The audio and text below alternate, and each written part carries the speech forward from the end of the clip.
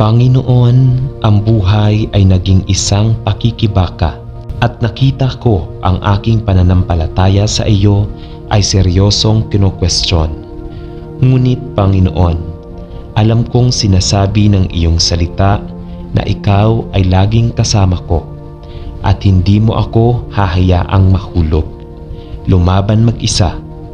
Tulungan mo akong ibaling ang aking mga iniisip sa iyo sa tuwing sinusubukan akong madaig ng madilim na depresyon na ito. Mangyaring ipaalala sa akin ang mga banal na kasulatan na nagsasabi ng katotohanan ng iyong pag-ibig at biyaya.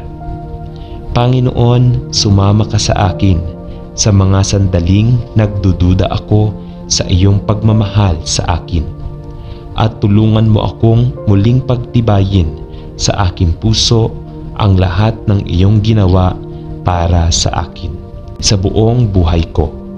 Kapag ang aking pananampalataya ay nanganganib ng mga negatibong kaisipan na nagsasabing hindi mo ako mamahalin, hayaan mong alalahanin ko na mahal mo ako, kaya namatay ka para iligtas ako at bihisan ako ng katuwiran ng iyong perpekto. Kapag ang katiyakan ng aking kaligtasan ay walang hanggang katiwasayan, ay nagsimulang mag-alinlangan, tulungan mo akong alalahanin na mahal mo ako, kaya ipinadala mo ang iyong bugtong na anak upang mamatay para sa akin at bayaran ang lahat ng aking mga kasalanan sa aking pagkakamali at tulungan akong muling patunayan ang katotohanan. Sa aking puso, salamat sa Diyos sa dakilang pagmamahal niya para sa akin. Kapag nahanap ko na ang aking sarili na nalalayo sa iyo at may mga munting bulong sa aking puso na nagsasabing hindi mo ako kayang mahalin gaya ng iba dahil ang mga bagay sa buhay ko ay napakahirap. Iwasan mo sana akong mahulog, mabuhay sa mga kasinungalingan na magmula sa hukay at tulungan mo akong laging manatili sa iyo. Ang Diyos lamang ang mabuti at maawain, tapat at totoo. Panginoon, kapag ang depresyon ay nagbabanta sa aking kapayapaan, tulungan mo akong pagtibayin ang pangako na ang iyong biyaya ay sapat para sa akin at tulungan akong magtiwala sa iyo sa lahat ng bagay. Panginoon, mahina at pagod na ako. Walang magawa at walang pag-asa. Parang sinalakay ng dilim ang aking pagkatao. Diyos, minsan gusto ko na lang sumuko dahil sa kawalan ng pag-asa. Habang ang isang madilim na depresyon ay unti-unting gumagapang sa akin at tila wala na akong magagawa para pigilan ito. Gayunpaman, alam kong hindi ito ang iyong kalooban para sa aking buhay, sapagkat ikaw ay nagmula sa langit upang bigyan kami ng liwanag at pag-asa. At sinabi mo na ang iyong lakas ay ganap na ipinahayag sa iyong kahinaan.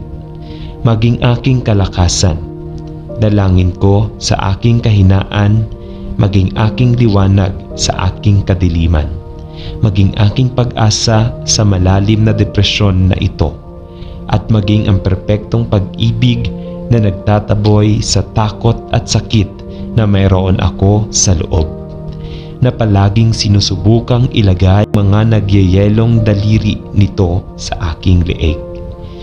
Bigyan mo ako ng pakiramdam ng iyong presensya at pagiging malapit, at punuin ang aking kaluluwa ng kapayapaang ipinangako mo sa lahat ng iyong mga anak, at higit sa pangunawa, dalangin ko.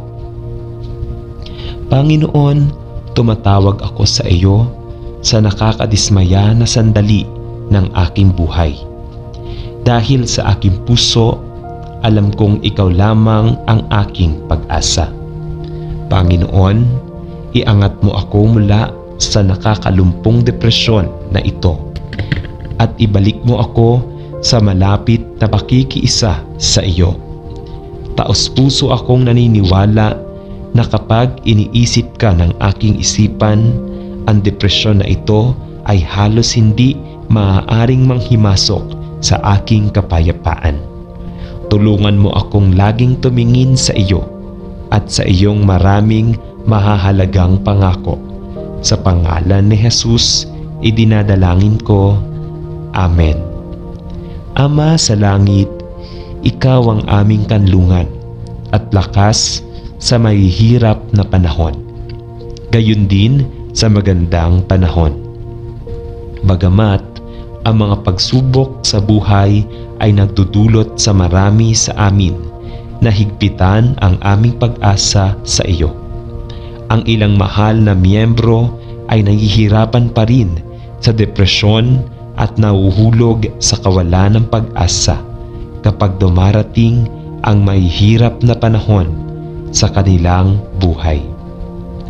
Panginoon, nalulungkot kami na ito ay nagiging sanhi ng pagdududa ng mga lalaki at babae sa kanilang pag-asa sa iyo at maging sa pagtalikod sa kanilang pagtitiwala kay Heso Kristo.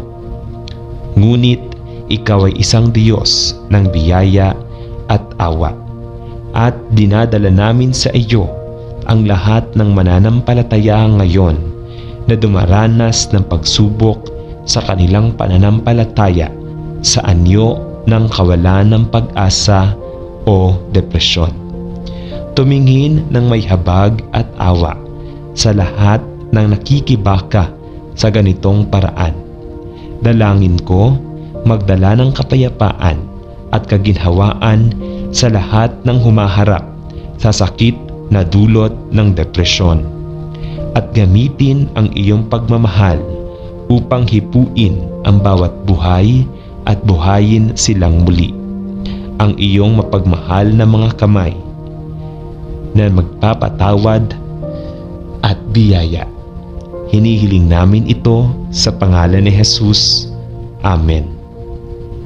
Panginoon, tulungan mo akong ihagis ang lahat ng aking mga alalahanin sa iyo dahil ipinangako mo na aalalayan mo ako at hinding-hindi mo ako pababayaan. Tulungan mo akong alalahanin na ikaw ang siyang makapagpapagaling sa aking pusong nadurog, makakapagtali sa lahat ng aking mga sugat at makaiwas sa akin sa anumang bagay. Panginoon, pinasasalamatan kita sa panalangin ito. Batid na ikaw ay isang Diyos na nakikinig at sumasagot sa lahat ng tumatawag sa iyo. Idinadalangin ko ang aking puso at isipan kay Heso Kristo. Amen.